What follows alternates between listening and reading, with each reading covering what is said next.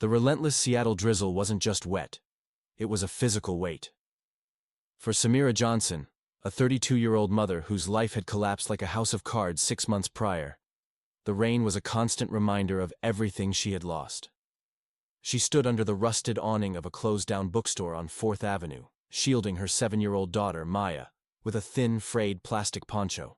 The city was waking up, a symphony of honking horns, the hiss of tires on wet asphalt, and the hurried footsteps of corporate workers rushing toward glass towers. Samira clutched her purse.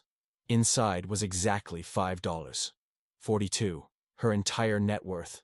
She hadn't eaten since yesterday morning, prioritizing Maya's meager crusts of bread. Today was different.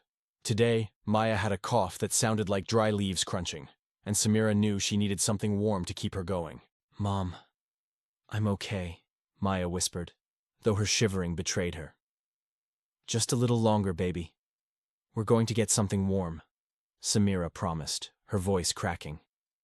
As they walked toward a small, bustling corner cafe called The Daily Grind, Samira saw him. A man sat on a concrete planter outside the shop. He wasn't dressed like the usual street residents. He wore a crisp white shirt, though the sleeves were rolled up and stained with grease, and his expensive-looking charcoal slacks were torn at the knee. He looked utterly defeated, staring at his empty hands with a gaze of pure desolation. This was Julian Vane. To the world, he was the ruthless, high-octane CFO of Vane Dynamics, a multi-billion-dollar tech firm. But 10 minutes ago, his car had been T-boned 3 blocks away. His phone was dead. His wallet was missing, likely snatched in the post-crash confusion. And he was suffering from a mild concussion that left him disoriented and invisible to the rushing crowd. He looked like just another broken soul in a city that didn't have time for them. Samira paused. She saw the tremor in Julian's hands. She saw the same look in his eyes that she saw in the mirror every morning. The look of someone who had reached the end of their rope. "Wait here, Maya," Samira said. She stepped into the cafe. The warmth hit her like a hug. She looked at the menu. A breakfast sandwich and a coffee were $9.00. Too much. She saw a basket of day-old blueberry muffins and a small black coffee combo for $5.00. She paid. She watched the cashier's indifferent face as she handed over her last $5 bill. She was now left with 42 cents. Samira walked out, the steam from the coffee rising into the cold air. She didn't walk to Maya. She walked to the man on the planter. "You look like you're having the worst day of your life," Samira said softly, holding out the muffin and the coffee. "Eat. It helps."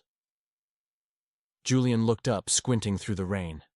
He saw a woman in a threadbare coat, her face lined with exhaustion, yet her eyes were filled with a kindness he hadn't seen in years. He didn't know she had just given him her last meal. He just knew that for the first time since the crash, someone saw him. Julian reached out, his fingers brushing Samira's cold, damp hand as he took the warm cup. The heat seeped into his skin, grounding him. He hadn't spoken since the accident. His throat felt tight with a mix of shock and uncharacteristic vulnerability. I can't take this," Julian stammered, his voice raspy. He looked at Maya, who was watching from a few feet away, her eyes wide and curious.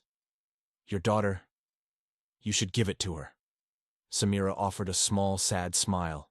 "She's already had her breakfast," she lied, the hunger pang in her stomach punctuating the falsehood. "And besides, I think you need it more. You have the look of a man who's lost his way. My father used to say that a warm drink is the first step back to finding yourself." Julian took a sip. It was cheap, bitter black coffee, but to him, it tasted like life itself.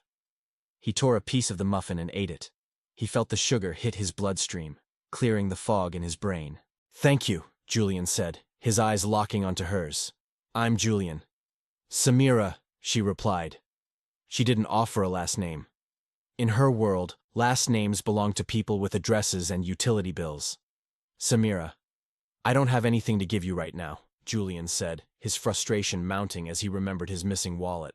"My car. I was in an accident. I'm a bit lost." "We're all a bit lost, Julian," Samira said, adjusting Maya's hood. "Don't worry about paying me back. It wasn't a loan. It was a gift."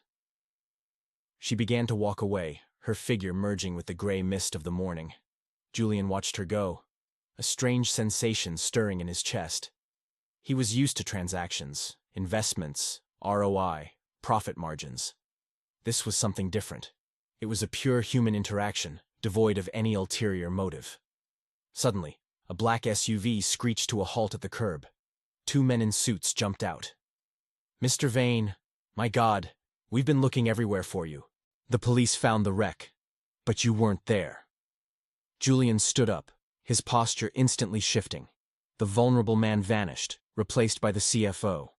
But as his assistants hovered over him, checking for injuries and ushering him toward the vehicle, he kept his eyes on the sidewalk where Samira had disappeared. "Find her," Julian commanded, his voice cold and sharp. "Sir?" His lead security detail, Marcus, asked. "The woman in the brown coat with the child. She headed toward the park. Find out where she lives. Find out everything." Samira and Maya didn't go to a park. They went to the public library, the only place where they could be warm and normal for a few hours. Samira sat at a computer station, her fingers flying over the keys as she searched for job openings. She was a certified accountant, once employed by a mid-sized firm that went bankrupt during the tech slump. Her husband's medical bills from a failed battle with cancer had eaten their savings, and his death had taken her spirit. The eviction had been the final blow. "Mom, I'm hungry," Maya whispered, pulling at Samira's sleeve. Samira looked at the clock. It was only 11 a.m. She had 42 cents. She felt a wave of guilt so sharp it felt like a physical pain. She had given away their last $5 to a stranger. A well-dressed stranger, no less. What was she thinking? "I know, baby. Just a little longer. I'm looking for a way to get us a big dinner tonight," Samira said, trying to keep her voice steady.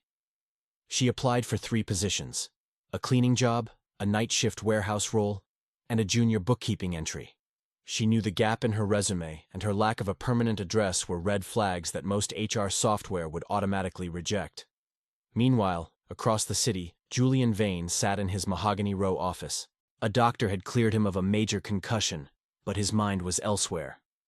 Marcus walked in, dropping a thin folder on the desk. "It wasn't hard to find her, sir. They're staying at the St. Jude's overflow shelter when there's room. When there isn't, they use a storage unit or the park. Her name is Samira Johnson, widow, former accountant, no criminal record, just bad luck." Julian flipped through the pages. He saw the photos Marcus's team had snapped from a distance. Samira sitting on a park bench, sharing a single apple with Maya. Samira washing her face in a gas station sink. He felt a pang of shame. He spent $5 on a single bottle of sparkling water. He spent $500 on a pair of shoes. And this woman, who had nothing, had spent her last few dollars to make sure he, a stranger who looked like he had fallen from grace, was okay. "Marcus," Julian said, not looking up from the file, "I want to offer her a job." "Sir, we have protocols. We have an HR department. I don't care about protocols. I'm the CFO. I'm creating a new position, personal assistant to the executive suite. But I don't want it to look like charity. She won't take it if it's charity." 2 days later, Samira was sitting in the library again when she received an email. Her heart skipped a beat. It wasn't a rejection. It was an invitation for an interview at Vane Dynamics. "Maya, look!" Samira hissed, pointing at the screen. "A real interview. At a big company." But her excitement was quickly replaced by dread. "I don't have a suit. My shoes are falling apart. How am I going to walk into a building like that looking like this?" She spent the next few hours at a local clothing bank. She managed to find a pair of black slacks that were slightly too long and a cream blouse that had a faint, almost invisible stain on the collar. She spent her last 42 cents on a cheap razor to clean up her appearance as best she could in a park bathroom. The next morning she arrived at the Vane Dynamics Tower. It was a monolith of glass and steel. She felt small, an intruder in a world of wealth. The receptionist looked at her with a mixture of pity and professional coldness. "I'm here for an interview with Mr. Vane," Samira said, her voice trembling. "Mr. Vane?" The receptionist paused. "The CFO doesn't usually conduct initial interviews. Are you sure?" "The email said his office," Samira insisted. She was buzzed up to the 40th floor, When the elevator doors opened, she was greeted by Marcus. He led her through an office that hummed with the sound of productivity. Everyone looked polished. Everyone looked like they belonged. She was shown into a massive office with a panoramic view of the Puget Sound. A man was standing by the window, his back to her. "Please, sit down, Mrs. Johnson," he said. He turned around. Samira's breath caught in her throat. It was him. The man from the planter. But now, he was wearing a bespoke suit that probably cost more than her former house. He looked powerful, intimidating, and entirely different. "You," she whispered. "Me," Julian said, a soft smile playing on his lips. "You saved me the other day, Samira. Not just from hunger, but from a very dark place I was falling into. I believe in recognizing good investments, and I think you are the best investment this company could make." The air in Julian Vane's office was filtered, temperature-controlled, and smelled faintly of expensive cedar and success. It was a world away from the damp, ozone-heavy air of the Seattle streets Samira had just stepped in from. Samira stood rooted to the plush Persian rug, her fingers digging into the strap of her worn purse. She felt like a specimen under a microscope. "Is this a joke?" she repeated, her voice gaining a sharp, defensive edge. "Did you bring me here to mock me? Or is this some kind of payback for the muffin? Because if you want to pay me back, give me $5 and let me go. I don't need to be part of some billionaire's social experiment." Julian didn't flinch. He sat on the edge of his massive mahogany desk, shedding the aura of the powerful CFO for a moment to look at her with genuine earnestness. "Samira, look at me. Truly look at me. Do I look like a man who has time for jokes?" He gestured to the floor-to-ceiling windows overlooking the city. "Out there, everyone wants something from me.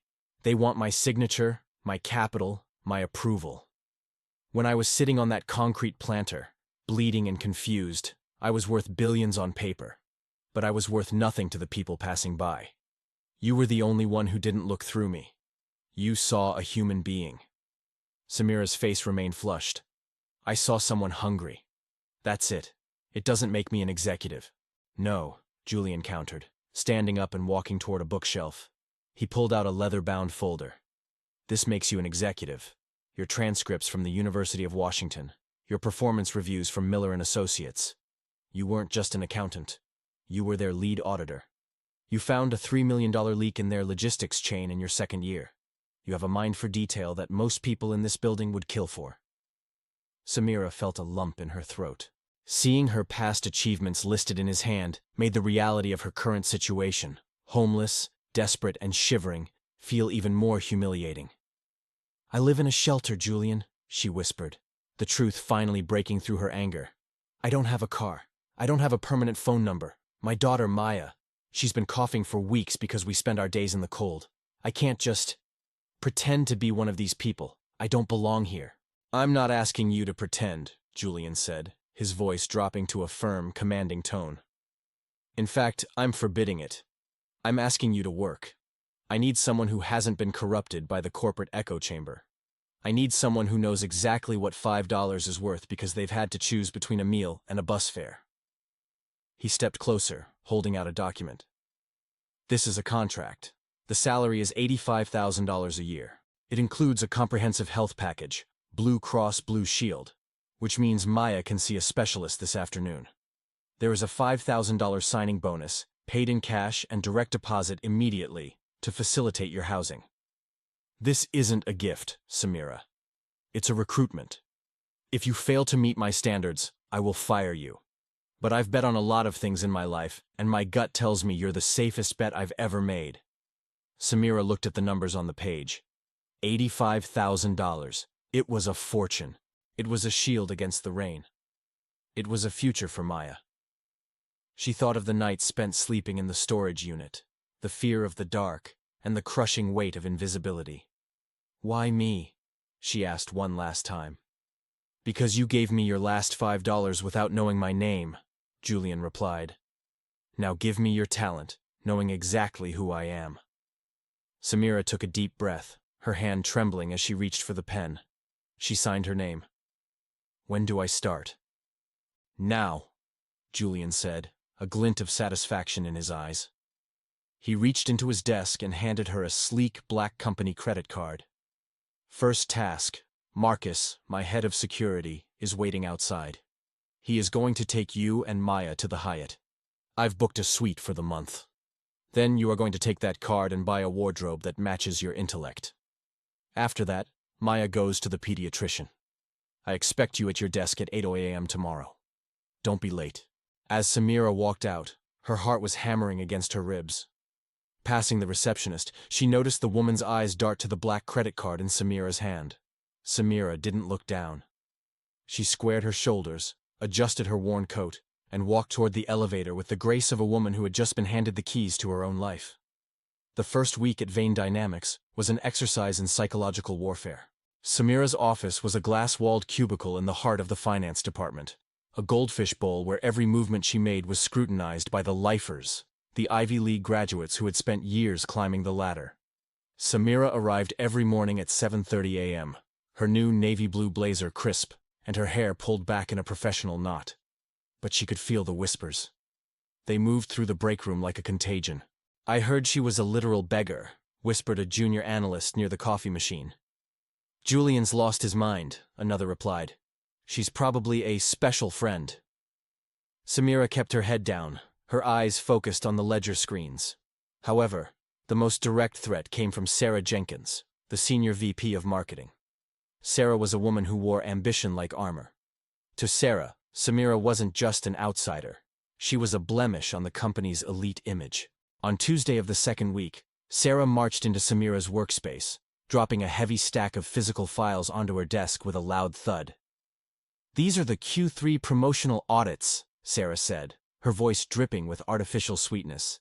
"They're a mess. Our previous auditor left unexpectedly. I assume someone with your scrappy background can handle basic addition? Or should I find someone from a real firm?" The surrounding cubicles went silent. Samira looked up, her gaze steady. She saw the malice in Sarah's eyes, the classic bully's need to mark territory. "I'll have them reviewed by morning, Sarah," Samira said calmly. "See that you do, and try not to get any street dust on them," Sarah sneered before pivoting on her red-soled heels. Samira didn't go home at 5 p.m. She stayed until the cleaning crews arrived. As she delved into the marketing spend, her accountant's instinct began to tingle. The numbers for vendor outreach didn't align with the actual deliverables. She spent hours cross-referencing shell companies. By 2 a.m., she found it, a $200,000 discrepancy. The money was being funneled through a consulting group that was registered to Sarah's brother's home address in Bellevue. The next morning, Samira didn't run to Julian's office to tattle. That was a victim's move. Instead, she waited at Sarah's office door at 8:05 a.m. "I finished the audit," Samira said, stepping inside and closing the door behind her. She laid out 3 pages of spreadsheets, highlighted in yellow. Sarah didn't look up from her phone. "Leave them on the chair. I think you'll want to see these personally, Sarah. Particularly the section regarding Aegis Consulting. It's a very interesting firm. It seems they charge $50,000 a month for services that don't actually exist in our digital footprint. I was going to flag it for Julian's morning briefing. But then I thought, perhaps you just made a very large, very consistent error over the last 4 months." Sarah's phone slipped from her hand. She looked at the highlighted lines, her face draining of color until her makeup looked like a mask. "What do you want?" she hissed. "I want to do my job without hearing about my background ever again," Samira said, leaning over the desk. "I'm not here for your drama, Sarah. I'm here to work. Correct the error, return the funds to the marketing budget, and we'll never speak of this again. Do we have an understanding?" Sarah nodded slowly, her eyes wide with a newfound fear. Samira walked out, feeling a surge of adrenaline. She wasn't just surviving anymore. She was winning. That evening, Julian stopped by her desk. He saw the light still on and the determined set of her jaw. "Rough day with the Vipers?" he asked softly. "Just learning the local fauna," Samira replied with a smirk. Julian laughed, a genuine sound that made the remaining late-shift workers look up in shock. He watched her for a moment longer than necessary. "You're doing well, Samira. Better than I expected." "I have a good reason to," she said, thinking of Maya, who was currently at the hotel pool, learning how to swim for the first time in her life. The peace was shattered on a Thursday morning. Samira was in the middle of a conference call when Marcus entered her office without knocking. He looked grim. He handed her a folded copy of the Seattle Chronicle. On page 3, a headline screamed, "The CFO's Pet Project, From the Shelter to the Suite." Underneath was a grainy, telephoto lens photograph of Samira. She was standing outside the St. Jude's overflow shelter, wearing her old stained poncho, holding a bag of donated bread. The article was a character assassination. It suggested that Samira had engineered a meeting with a concussed Julian Vane to manipulate him into a high-paying job. It quoted an anonymous source within Vane Dynamics, likely one of the disgruntled analysts, who claimed Samira was unqualified and dangerously close to the CFO. Samira felt the world tilt. The old familiar shame, the homeless label she had fought so hard to shed, was being pinned back onto her like a scarlet letter. She stood up, her legs feeling like lead, and walked toward the elevators. The whispers weren't whispers anymore. They were stares. Cold, judgmental, and mocking. She felt like she was back on the street, invisible and despised. She burst into Julian's office. He was already on the phone, his voice a low growl. "I don't care about the PR optics, Arthur. I care about the truth." Julian slammed the phone down and looked at Samira. She didn't give him a chance to speak. She placed her security badge and a handwritten note on his desk. "I'm resigning, Julian. Effective immediately." "The hell you are," Julian said, standing up. "Look at that photo," Samira cried, tears finally breaking through. "That's who the world sees. That's who the board of directors sees. I'm a liability. I'm a scandal. Every minute I stay here, I'm dragging your reputation through the mud. They're saying I'm a grifter. They're saying you've lost your judgment." Julian walked around the desk, stopping just inches from her. "Samira, do you know why they're attacking you? Because you're a threat. You represent something they can't buy, integrity. They want you to feel small. They want you to crawl back into the shadows because people in the shadows don't ask questions about $200,000 marketing leaks." "It's not just about me," Samira sobbed. "What about Maya? If the kids at her school see this, if she thinks her mom is a joke, then you show her how a woman of substance responds to a lie," Julian said, his voice softening. He reached out, hesitating, then placed a steady hand on her shoulder. "If you walk out that door, you're proving them right. You're telling them that a person's past is a prison. I didn't hire you because I felt sorry for you. I hired you because when the world took everything from you, you still had enough grace to give to a stranger. That isn't a scandal, Samira. That's a miracle. And I won't let them take that away from us." "Us?" Samira caught the word, her heart skipping. Julian didn't look away. "This company. This team. Me." He picked up her badge and handed it back to her. "Go home. Take the rest of the day. I'm going to spend the afternoon making the editor of that paper regret he was ever born. Tomorrow, you come back here. You walk through that lobby with your head up, because you earned that desk." That night, Julian did something he hadn't done in a decade. He skipped a high-stakes dinner with Japanese investors. Instead, he drove his own car to the hotel. He showed up with 3 large pizzas and a box of Monopoly. For 4 hours, the man who managed billions of dollars sat on the floor, losing miserably to a 7-year-old girl. He watched Samira laugh as Maya sent him to jury duty, Maya's version of jail. In that small hotel room, surrounded by half-eaten pizza crusts, Julian realized he was more at home than he had ever been in his penthouse. The Vane Dynamics annual charity gala was held at the Seattle Art Museum. It was an ocean of black ties, silk gowns, and artificial smiles. This year, the atmosphere was electric with tension. The Samira scandal was the only topic of conversation among the city's elite. Samira stood in the dressing room, staring at herself in the mirror. Julian had sent a stylist to the hotel earlier that day. She was wearing a floor-length emerald green gown that complemented the warmth in her skin. For the first time, she didn't look like a survivor. She looked like a queen. But inside, she was terrified. "Mom, You look like a movie star, Maya said, bouncing on the sofa in her little velvet dress. I feel like an imposter, baby, Samira whispered. You're not, Marcus said, standing at the door. He had become a silent guardian to them both. The boss is waiting. It's time. As Samira entered the ballroom, the room went quiet. The clicking of cameras followed her every step.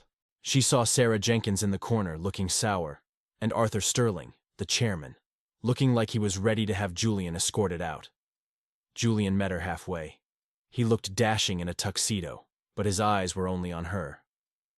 You look incredible, he whispered, offering his arm. They're staring, Julian, she murmured. Let them. They've never seen real courage in a dress before. The dinner was grueling.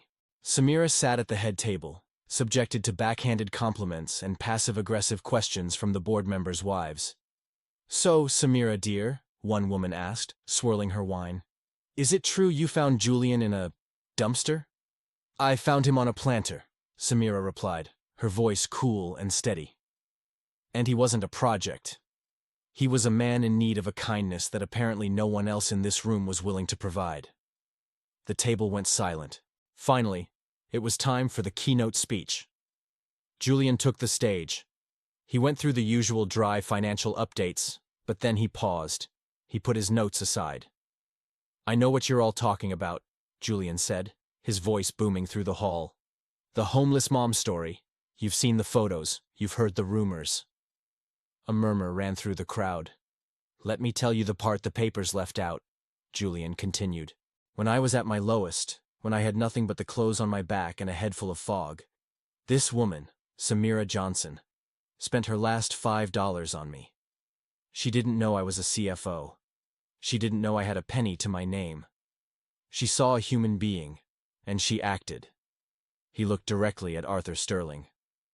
Most of you in this room talk about charity as a tax write-off. Samira Johnson lived it as a sacrifice. Since joining this firm, she has discovered fraud that would have cost us millions. She has outworked and outthought every person who looked down on her. Julian gestured for Samira to join him. She walked up the stairs, her heart racing. Tonight, I'm not just defending a colleague, Julian said, taking her hand. I'm announcing the future. We are launching the Vane Johnson Foundation for Urban Renewal, and I am appointing Samira Johnson as its director, with a seat on the executive board. We are no longer going to just write checks. We are going to change lives, led by a woman who knows exactly what it takes to change one. The silence was heavy for 3 seconds. Then a single person began to clap. It was Marcus, standing at the back. Then a few younger employees joined in. Finally, like a wave, the room erupted. It wasn't just polite applause. It was a roar of realization. Samira looked out at the sea of faces, and for the first time in years, she didn't feel the need to hide. She was home. 3 months later, the Pacific Northwest spring was in full bloom. The rain had turned into a gentle mist that made the rhododendrons glow. Samira stood in the driveway of a small, charming craftsman-style house in the Queen Anne neighborhood. It wasn't a mansion, but it had a wide porch, a sturdy oak door, and a backyard with an old apple tree. Is it really ours, Mom? Maya asked, clutching a box of her toys. No more hotels? No more units? No more units, Maya, Samira said, her eyes wet with tears of joy. This is ours, as long as we want it. A familiar black SUV pulled up to the curb. Julian stepped out, but he wasn't in a suit. He was wearing jeans and an old sweatshirt. He began unloading boxes from the trunk before Samira could even say hello. I told you I'd help you move, Julian said, lifting a heavy crate of books. Julian, you're the CFO of a global corporation. You have people for this, Samira laughed, though her heart swelled at the sight of him. I'm also a man who owes a lot to a certain blueberry muffin, he replied, grunting as he carried the box inside. For the next 6 hours, they worked. They painted Maya's room a soft lavender. They assembled a dining table. Julian proved to be surprisingly bad at following IKEA instructions, which led to a fit of laughter from Samira that lasted 10 minutes. As the sun began to set, casting a golden hue over the city, they sat on the back porch steps. Maya was already asleep on a pile of blankets in the living room. I can't thank you enough, Samira said, leaning her head back against the railing. For everything. You gave me back my dignity. Julian looked at his hands, which were covered in dust and a bit of lavender paint. You have it backwards, Samira. You gave me back my life. Before I met you, I was a machine. I lived for the numbers. I lived for the win. But sitting on that planter, and then sitting on that hotel floor playing Monopoly, I realized I was starving for something that money can't buy. He turned to her, his expression vulnerable. Why did you really do it? That day in the rain, you had $5 left. You could have bought Maya a treat. You could have saved it. Why me? Samira looked out at the Seattle skyline. Because I knew what it felt like to be a ghost, to have people walk past you like you're part of the scenery. I saw you, Julian. And I knew that if I didn't help you, I'd be losing the last piece of myself that still felt human. I didn't do it for you.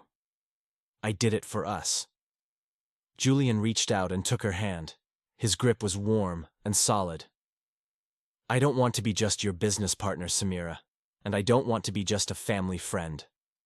Samira smiled, a soft, radiant expression. Good. Because you're a terrible painter, but you're a very good man. They sat there in the quiet of their new neighborhood, two souls who had found their way through the storm, finally resting in the light. The anniversary of the day that changed everything arrived with a familiar Seattle gloom. A year had passed since Samira Johnson stood in the freezing rain with nothing but $5.42 to her name. Today, the world looked different, not because the city had changed, but because she had changed the city. The Vane Johnson Foundation was no longer a mere boardroom concept or a tax mitigation strategy. It had become a living, breathing revolution in the heart of the Pacific Northwest. Samira didn't run the foundation from a detached ivory tower. She ran it from the ground up, with a ferocity that made city council members and bureaucratic laggards tremble. She had been the woman behind the glass, the one pleading for a chance, the one the system tried to bury under paperwork and indifference. Now, she was the one holding the pen. Under her leadership, the foundation had opened 3 transition hubs strategically placed in the city's most overlooked neighborhoods. These weren't just shelters, they were cathedrals of second chances. Inside their walls, the air didn't smell of despair and disinfectant. It smelled of fresh paint and possibility. Here, a person didn't just get a cot. They received a dedicated legal team to clear old minor records that blocked employment. They received mental health support that treated them like human beings, not statistics. Most importantly, Samira had leveraged Julian's corporate connections to create a direct pipeline for job placements in Seattle's booming tech and logistics industries. We aren't giving them a handout, Samira would often say during her televised press conferences. We are giving them back the dignity the world stole from them. We are investing in the most undervalued asset in America, human potential. Maya, now 8 years old, had grown into a vibrant, confident young girl. The dry, rattling cough that once haunted her nights was a distant memory. She was now the top of her class, but her most cherished time was spent at the Foundation's library on Saturday mornings. She would sit with the children of the families in transition, reading to them, her laughter a constant, melodic reminder of what was at stake. She had become the face of the Foundation's hope, the girl with the brightest smile in Seattle. On the morning of the anniversary, Samira felt an irresistible pull to return to the source. She declined the company car and the security detail. Instead, she dressed in a warm, charcoal wool coat and wrapped a soft, hand-knitted scarf around her neck. A birthday gift from Julian that she wore like an anchor. She walked toward 4th Avenue. The city was a blur of motion. The same gray sky hung low over the glass towers, and the same rushing crowds moved with their heads down, eyes locked onto their smartphones. The indifference was still there, the cold, corporate pulse of a city that often forgot to breathe. Samira reached the corner of the bookstore where she had once huddled with Maya. She felt a phantom chill, a memory of the wet plastic poncho sticking to her skin. Then, she saw him. Sitting on the exact same concrete planter where Julian had once sat, was a young man, barely 20. He was shivering violently, his thin denim jacket offering no protection against the biting wind. His head was buried in his hands, a posture of total, absolute defeat. To the hundreds of people walking past him, he was invisible. He was a shadow, a glitch in their morning commute. Samira stood there for a long minute, the breath catching in her throat. The cycle of pain was continuing right before her eyes. She didn't hesitate. She didn't call an assistant. She walked directly into the daily grind. The bell above the door chimed, and the rush of warm roasted bean aroma and the sweetness of steamed milk hit her, triggering a visceral wave of memories. She stood in line, watching the barista. A different face, but the same hurried movements. When it was her turn, she reached into her pocket. She didn't use the company black card. She used a $5 bill she had kept specifically for this moment. "A large black coffee and 2 warm blueberry muffins, please," she said. She stepped back out into the cold. The steam from the coffee rose like a prayer into the gray air. She walked toward the young man. He didn't look up as her boots stopped in front of him. "It's a bitter morning," Samira said softly.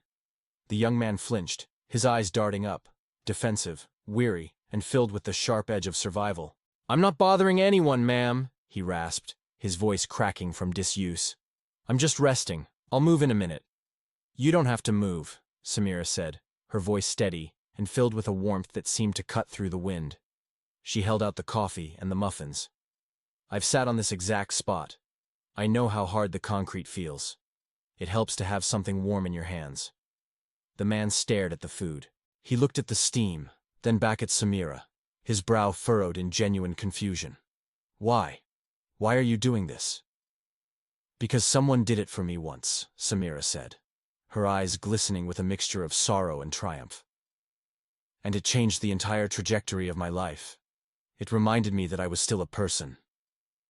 She reached into her coat and pulled out a small professional card. It bore the green V logo of the foundation. "My name is Samira. If you go to the building 3 blocks down, the glass one with the gardens in the lobby, tell them Samira Johnson sent you. They have a hot shower, a warm bed, and a team of people who want to hear your story. We have a job for you, if you're ready to take it." The young man took the coffee, his fingers trembling as they touched the warm paper cup. "Thank you," he whispered, a single tear tracing a path through the grime on his cheek. I didn't think anyone saw me today. I thought I was disappearing." "I see you," Samira said, leaning in so he could see the sincerity in her gaze. "I see your potential, and I promise you it gets better. This is just a chapter, not the whole book." As she turned to leave, a sleek black SUV pulled quietly to the curb. The door opened, and Julian Vane stepped out. He wasn't wearing his CFO armor today. He was in a simple navy sweater and slacks. He looked at the young man on the planter, then at the empty muffin bag in Samira's hand. He didn't need an explanation. He lived this story every day now. Julian walked over to her, his presence a solid grounding force. He wrapped his arm around her shoulders, pulling her close to shield her from a sudden gust of wind. "Ready to go home?" Julian asked, his voice filled with a tenderness he reserved only for her. Samira looked back one last time. The young man was eating the muffin, his shoulders finally dropping from their defensive hunch. He looked like a man who had been given a lifeline in the middle of a storm. She then looked up at Julian, the man she had fed when he was a stranger, and the man who had become the architect of her new life. "Yes," she said, leaning her head against his shoulder. "I'm ready. We have a lot of work to do tomorrow." They walked toward the car together. As the SUV pulled away from the curb, the Seattle rain began to fall in earnest. But to Samira, it didn't feel heavy or oppressive anymore.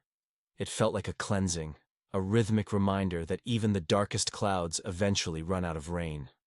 The story that had begun with a desperate act of kindness and a $5 breakfast had evolved into a legacy that would outlive them both. It was a testament to the truth they both now lived. That in a world built on numbers, profit margins, and cold steel, the only currency that truly matters, the only thing that can truly break the storm, is the courage to see another person's humanity and the willingness to reach out a hand.